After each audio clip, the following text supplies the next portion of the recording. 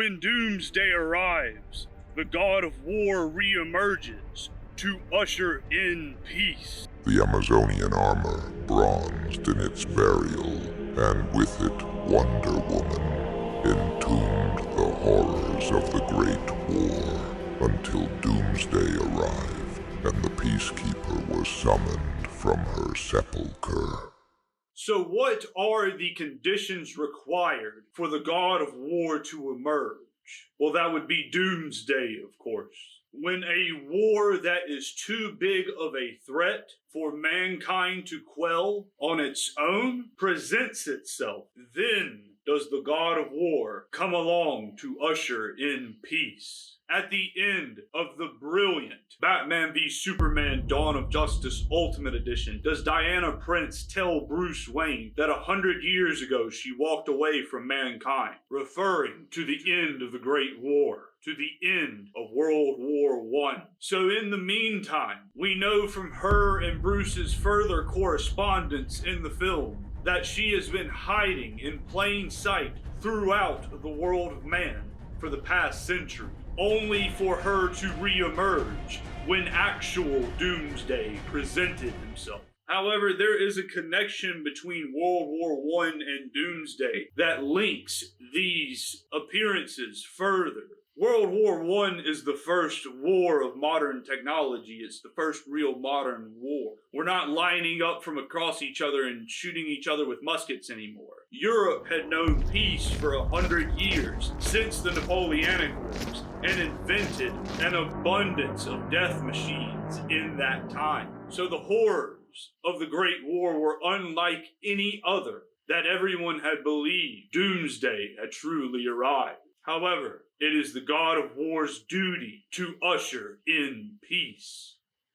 The goddess slumbered beneath history until Apocalypse pronounced her name. Every civilization buries its war goddess until extinction exhumes her. She is not invoked by conflict, but by cataclysm. The trenches were humanity's first apocalypse, wrought by its own ingenuity. The 20th century did not witness doomsday. It manufactured him. So why at these two times? Why World War I and why today? In the years following July 4th, 1776, President George Washington pushes this isolationist policy on America. He believes that as such a young nation, we are not quite ready to play on the world stage just yet, and that we need to focus on nation building, we need to focus on domestic issues, and we need to focus on westward expansion. This is where the first American god of war comes in, who we see in the painting American Progress by John Gast. We see Columbia ushering technology and civilization to the western shores of America. However, throughout my previous videos, and in my previous Wonder Woman video, we discussed how the goddess serves a certain function throughout every mythology. She offers herself as the earth. She brings something into existence. She gives birth to the world of man. Throughout DC lore, and throughout Wonder Woman comics and all of her backstory, she hails from Greek origins.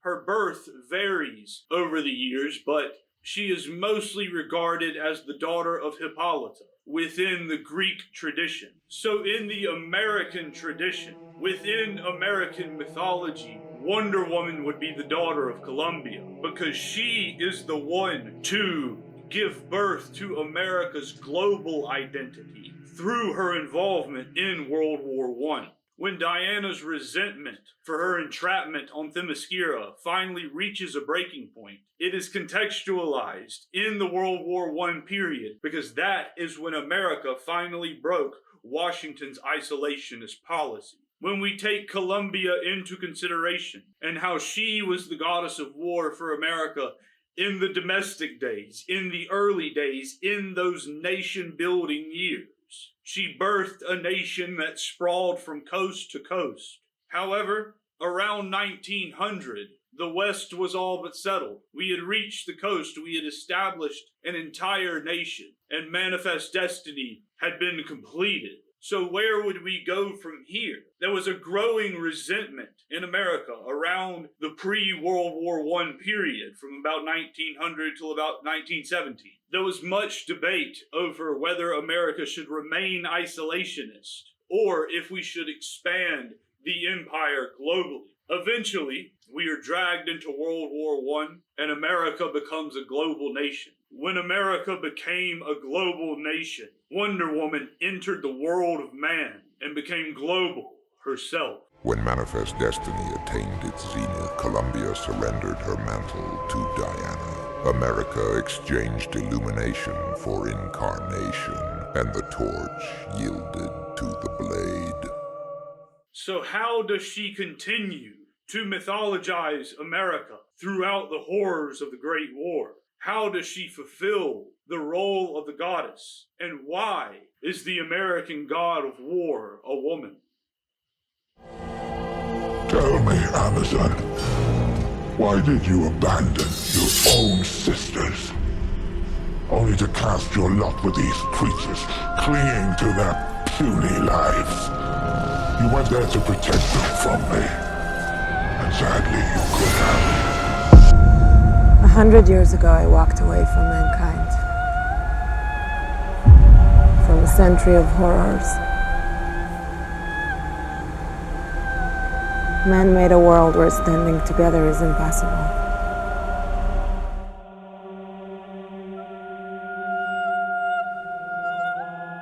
From the moment of the Zimmerman telegram and the various other factors that dragged America into World War I, George Washington's isolationist policy was forever broken. Rejoining the European nations in a fight on their soil dismayed the Declaration of Independence and signified the moment the nation abandoned Washington's isolationist policy and domestic priority.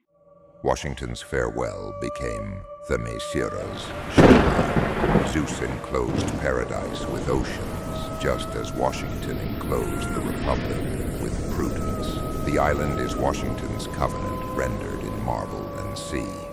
But as technology developed rapidly throughout the 19th and 20th century, America had no choice but to begin to globalize, or it would be left behind like the other nations that refused to do so.